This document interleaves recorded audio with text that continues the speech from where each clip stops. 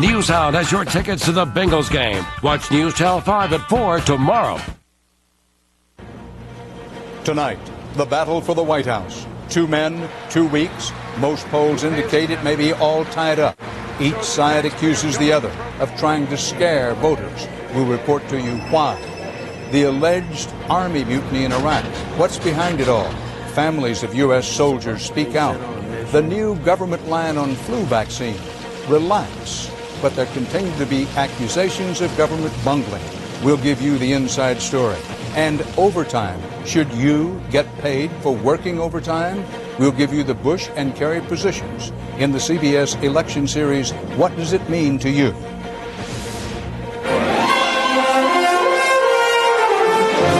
This is the CBS Evening News with Dan Rather reporting from CBS News headquarters in New York. Good evening. Election Day is just over 2 weeks away, but a handful of states are getting a head start. Voting is already underway. And if there were any doubt that every vote is important, look at the latest CBS News New York Times poll just out. It indicates President Bush's lead nationally over Senator Kerry may be down to 2 points among likely voters. With the margin of error, that's considered a virtual tie. Some other polls are similar. Gallup, though, says Mr. Bush has a rather comfortable lead of 8 points. In our CBS News New York Times poll, a large majority of registered voters believe this election is more important than past elections. And 9 out of 10 of them are paying attention to it. Whether one believes Gallup, other polls, or none, the candidates are campaigning furiously for the attention of the voters. CBS's John Roberts begins our coverage. President Bush made his first campaign appearance of the year in the Democratic Garden State today, hoping to be the first Republican to take New Jersey since his father won it in 1988. We're going to win the state of New Jersey. While polls show an uphill battle, the president is banking that his Get Tough on Terror message will play well in a state that lost almost 700 people in the World Trade Center attacks. Will we stay on the offensive against those who want to attack us? Or will we take action only after we are attacked? The Kerry campaign scoffed at the president's venture into what has been solidly Democratic territory. George Bush is playing on people's deepest fears. He's exploiting a national tragedy for personal gain, and it's the lowest kind of politics. The president today did call it the first election since 9/11, and no question the attacks on America play to his strengths. Our new CBS News New York Times poll found most voters are deciding who to vote for based on national security, and most of those people support President Bush. The president is attempting to extend that edge with a new ad campaign. They opposed Reagan as he won the Cold War, voted against the first Gulf War. John Kerry and his liberal allies, are they a risk we can afford to take today? But according to our new poll, voters are less confident now than they were that the president can protect America from terrorism. A narrow opening the Kerry Edwards campaign hopes to wedge itself through. George Bush today is making one last stand to con the American people into believing that he is the only one who can fight and win the war on terrorism. That might be a difficult argument for the Democratic side to make. Our new poll shows voters are losing confidence with John Kerry over terrorism as well. And the Bush campaign believes that as long as he can hang on to his double-digit lead on the issue, President Bush will do quite well 2 weeks from tomorrow. John Roberts, CBS News, Marlton, New Jersey. Florida is one of the states where voters don't have to wait till Election Day. Early voting started in Florida today, and CBS's Jim Axelrod reports that's where Senator Kerry was concentrating his campaign. 15 days out, it's usually time for closing arguments, but John Kerry's not quite done presenting evidence. Despite the president's arrogant boasting that he's done everything right in Iraq and that he's made no mistakes, the truth is beginning to come out. Kerry jumped on a Washington Post story detailing a letter the top U.S. commander in Iraq, General Ricardo Sanchez, wrote last year, complaining of a critical supply shortage, quoting, "I cannot continue to support sustained combat operations with rates this low." The day after General Sanchez wrote that letter, you know what George Bush went out and told the American people? He said our troops were properly equipped. Working a retirement village in Florida, Kerry also hit Mr. Bush on Social Security, again quoting what the president supposedly said in a closed-door meeting. He's quoted as saying, next term, when I get back in, I'm going to move quickly to privatize Social Security. Kerry's strategy for the next 2 weeks George Bush threatened Social Security is to raise the specter of a second Bush term driven by far-right ideology in which regular folks lose. The real Bush agenda, cutting Social Security. President Bush returned fire this afternoon, telling a reporter the Kerry campaign is guilty of, quote, shameless scare tactics.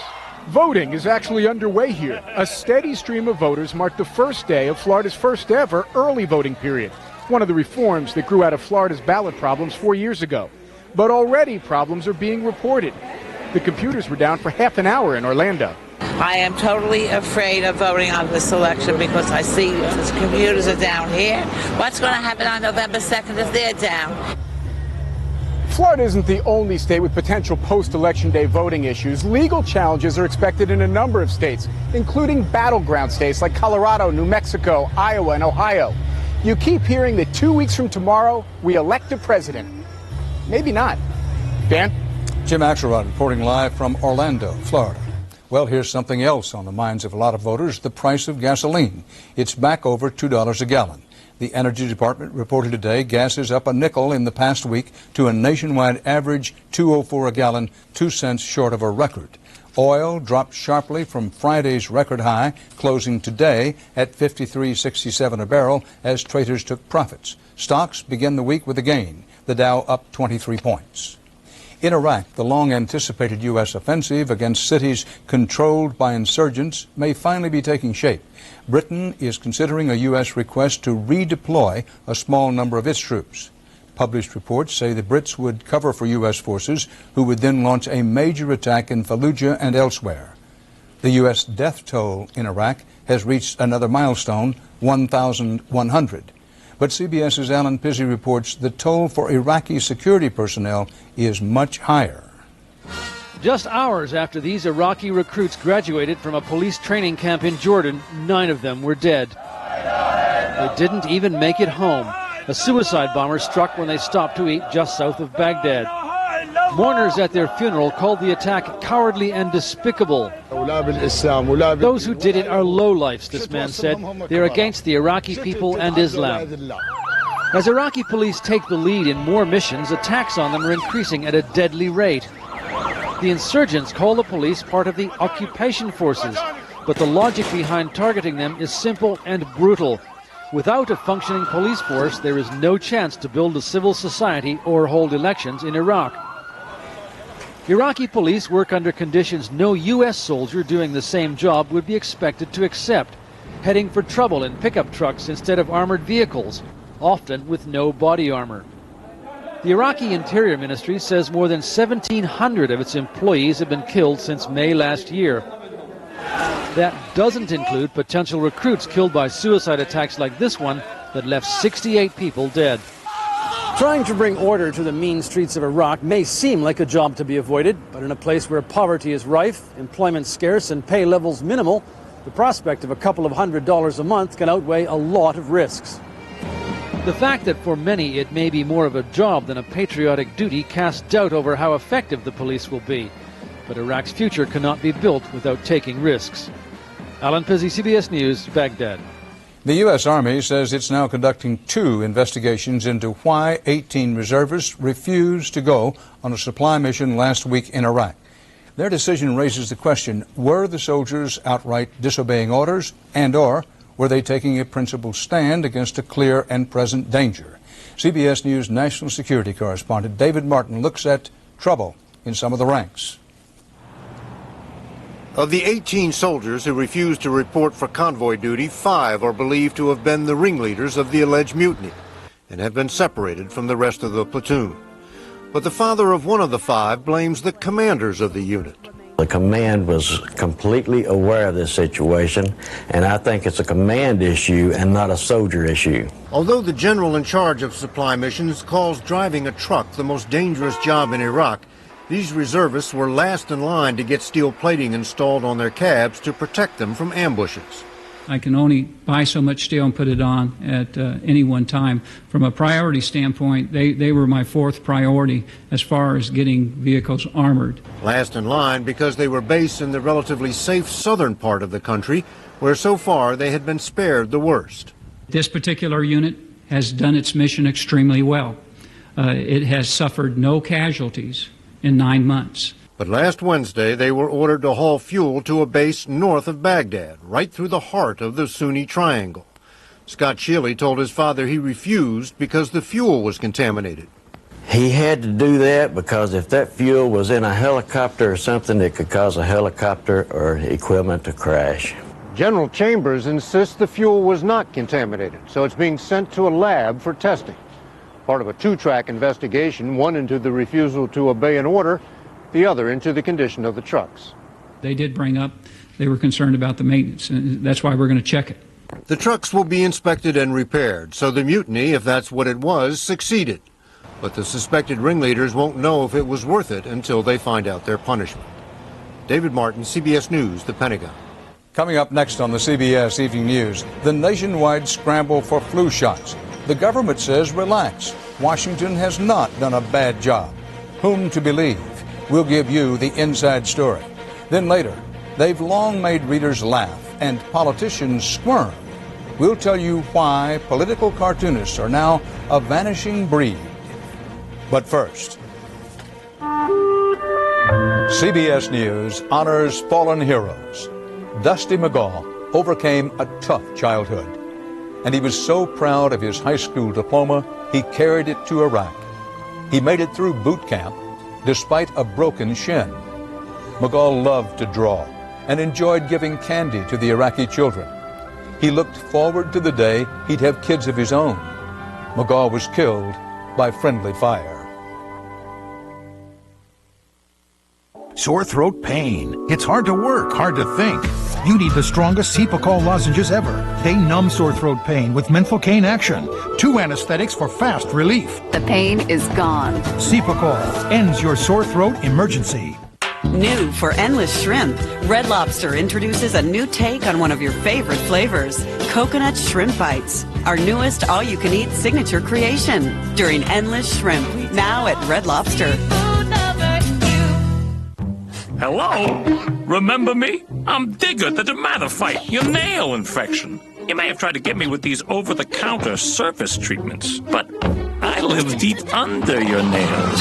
I made myself at home down here, and I'm not leaving. I may even spread out to other nails. I mean, would you look at this view? If you have thick, discolored, or flaky nails, over-the-counter surface treatments might not reach the infection. That's why you should ask your doctor about prescription-only Lamisil tablets. Unlike surface treatments, Lamisil is a pill that works through the bloodstream to target and attack the infection at its source, under the nail. In fact, you may start to see clearer, healthier nails in just 3 months. Lamisil isn't for people with liver or kidney problems. In rare cases, serious side effects in the liver or serious skin reactions have occurred, so your doctor may do a simple blood test. Other side effects, including headache, diarrhea, indigestion, and rash, were generally mild. Ask your doctor about Lamisil. It could be your solution. Once daily Lamisil tablets. Get your nail infection where it grows. Surviving cancer is still the biggest victory of my life, and I did it with the help of 3 Bristol-Myers Squibb medicines. Today, Bristol-Myers Squibb researchers are fighting our most serious diseases. Their life-saving medicines have turned many cancer patients into cancer survivors. Medicines for AIDS, heart disease, and serious mental illness reflect their commitment to research and to extending and enhancing human life. I'm living proof of that. Hope, triumph, and the miracle of medicine. Bristol-Myers Squibb Company. Sorry, I was driving too fast. No, my fault. You must be gelling. Like Magellan. Dr. Scholl's massaging gel insoles are so soft, they make any shoe feel outrageously comfortable. Are you gelling? Dr. Scholl's.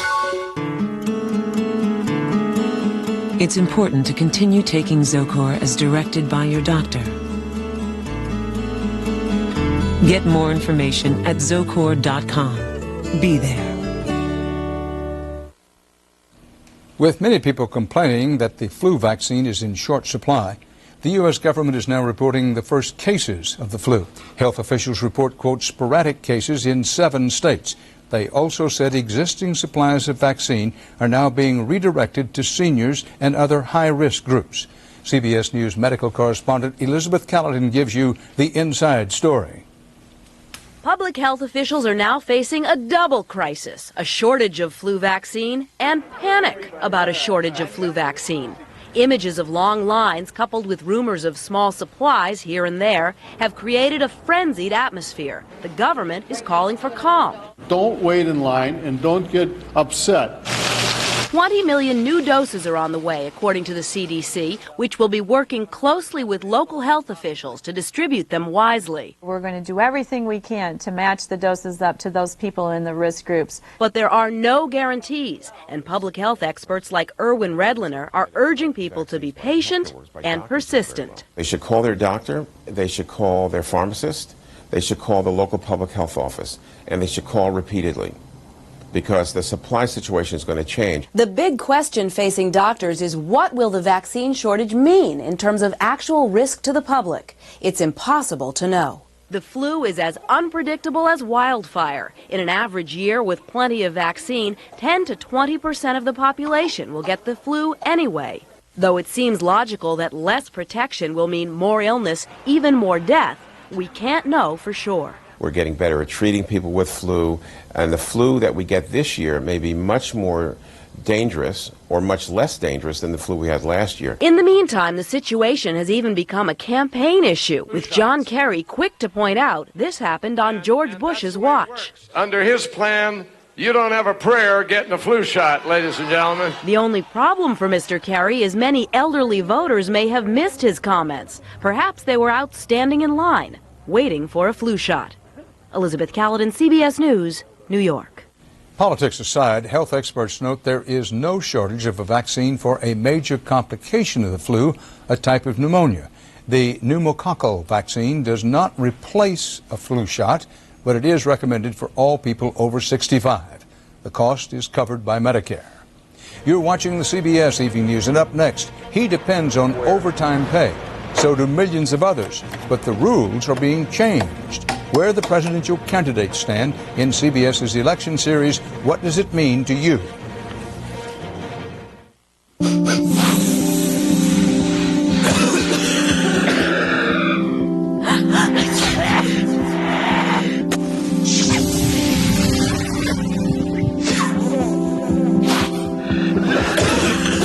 Liquid relief for all your cold symptoms.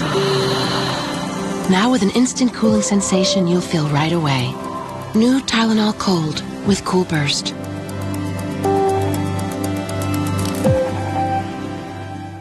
We're out of water. That means I can't mix my fiber drink or take fiber pills. No problem. Try new Benefiber Chewables. Tasty orange cream. No water needed. We're safe!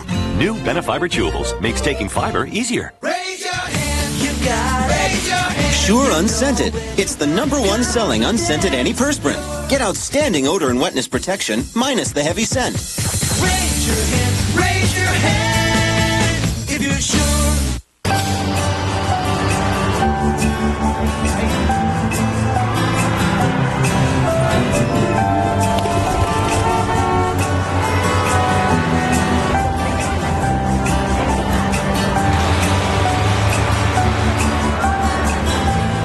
What makes CVS Pharmacy the leading drugstore in America? With prescriptions ready when promised, we've done away with waiting. CVS Pharmacy. Expect something extra. How do I look? Like you could catch dinner. Maybe I will. And maybe not. Progresso Rich and Hearty. Big pieces of meat and vegetables make it our thickest and chunkiest ever. I never really liked fish anyway. I knew women lose bone mass, but who knew it could start as early as our 30s? I'm already 34, so I switched to One-A-Day Women's. One-A-Day Women's is a complete multivitamin with more than twice the calcium of Centrum. I need to stay strong. One-A-Day. The Tennessee Titans and News Channel 5 present the Kickin' It with Shoe Carnival contest. Hey, here we go. Let's play some ball. Go to any area Shoe Carnival and pick up an entry form. Then mail it in and watch News Channel 5 at 6 for your name. Way to go, baby! If you see it, you'll win 2 tickets to the game and be down on the field competing for free shoes for a year and a chance to win $5,000 in cash. Kickin' It with Shoe Carnival is presented by the Tennessee Titans and News Channel 5. A cure. Times are tough for a lot of military families. How tough? Ask Rita. She runs a food bank. Without us, a lot of these families wouldn't make it. So let's get this straight. Soldiers risking their lives in Iraq, their families barely scraping by. What's going on? They'll tell you tomorrow on the CBS Evening News with Dan Rather. The U.S. Supreme Court today ordered lower courts to reconsider a congressional redistricting plan in Texas. House Republican leader Tom DeLay of Texas pushed hard for the plan and has some legal problems because of it. Democrats are challenging the new district lines, saying they were drawn to help elect more Republicans to Congress next month. Republicans insist it was all legal. Jobs and the economy always resonate with voters, and this year the Bush administration has changed the rules governing which workers qualify for overtime pay. What are the Bush and Kerry positions on this? CBS's Cynthia Bowers continues CBS's special Eye on America election series. What does it mean to you? Looks good. After 14 years working behind the barrels on Michigan road projects, Rick Brower figures he's earned his job as an inspection team leader. I worked very hard to get to where I'm at, and I'm very proud of it. So he was understandably concerned when he heard that under new federal overtime regulations, someday his job could be reinterpreted as supervisory, and he might lose eligibility for the 20 to 30 hours of overtime he averages per pay period. I couldn't do it without it. I'd have to get a second job or something if I couldn't have overtime. Or maybe even consider a demotion to a job that is eligible for overtime. So when the candidates talk about overtime and labor laws, they get his attention. When you look at this overtime issue, could this affect your vote? It could. It could very well affect my vote. Ever since last August, when the first major overtime revision since 1975 went into effect, the changes have been a magnet for conflicting campaign claims. The labor laws ought to be family friendly. The labor laws ought to recognize times have changed. The president says the changes will guarantee overtime for 1.3 million more lower income white collar workers. And while under the new rules, others with high incomes may lose overtime, first responders like police officers and firefighters automatically qualify. John Kerry came out swinging at the new rules from the start, saying as soon as he's elected, he'll reverse them, because his estimates indicate 6 million American workers could lose out. These folks want to take America backwards and cut overtime pay. Not in my America. We're not going to cut overtime pay. Rick Brower's overtime is still coming, and his union's negotiating to keep it that way. So for now, he can only wait to see what happens down the road. You're not sure what people are saying, what they mean. And you find out after the election sometimes what they really meant. The one thing he knows for sure is, for him, it all boils down to a pretty simple premise. If you work the time, you should be paid for it. Whoever winds up getting paid to be president. Cynthia Bowers, CBS News, Flint, Michigan. Still to come on the CBS Evening News, how much is one picture worth? Why a newspaper fixture is fading away.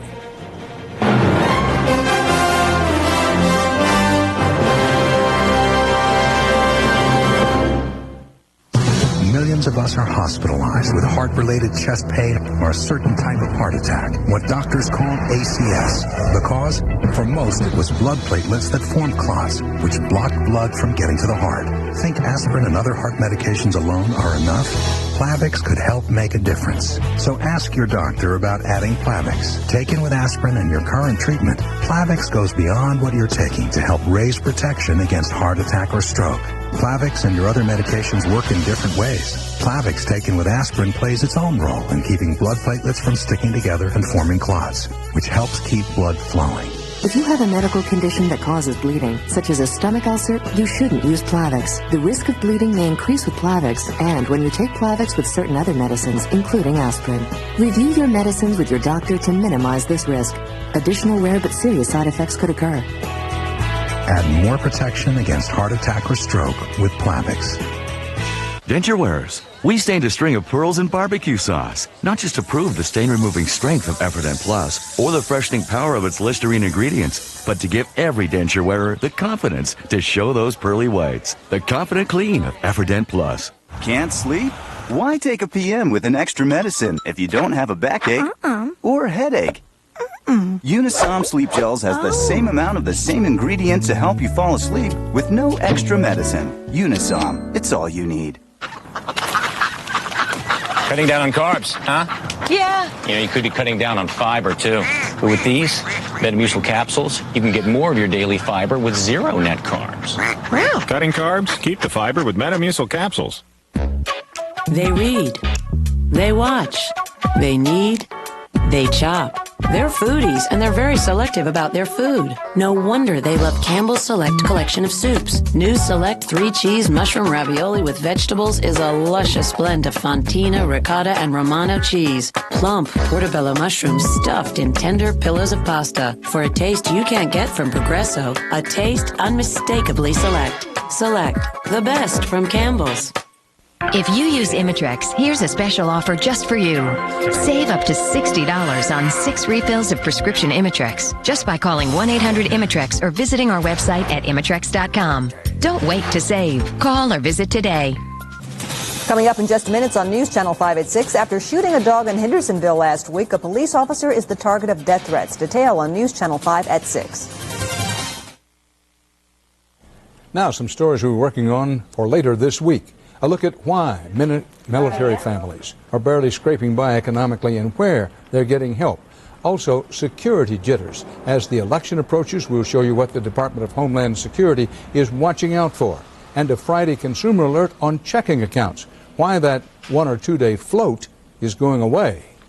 Finally, tonight, with all the high technology used to cover the news these days, there's still some who ply their trade with nothing more than pencil and paper. They draw the editorial cartoons. But CBS's Anthony Mason reports theirs is fast becoming a lost art. I was fortunate to be an editorial cartoonist while Jesse Ventura was our governor. For 8 years, Kirk Anderson drew political cartoons for the Pioneer Press in St. Paul, Minnesota, until last year when he was suddenly fired. When I was let go, I was told it was strictly budgetary. More and more cartoonists like Anderson are finding newspapers are erasing their jobs.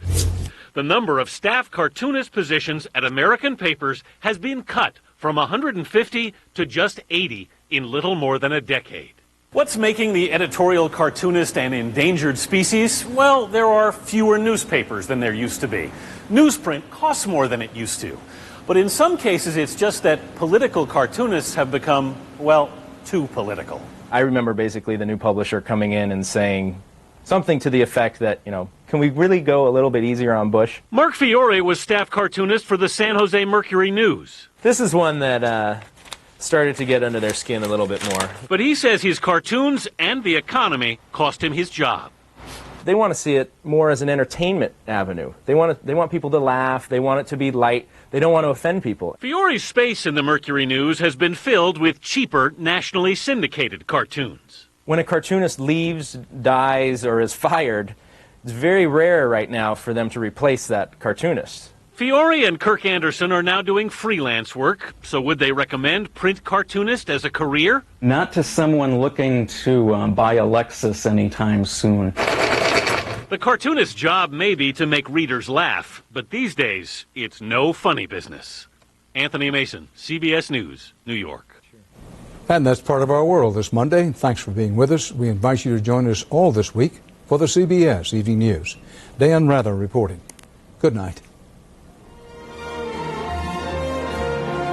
For news 24 hours a day, click on cbsnews.com. Brought to you in part by Walmart, bringing your community jobs, low prices, and support for neighborhood programs.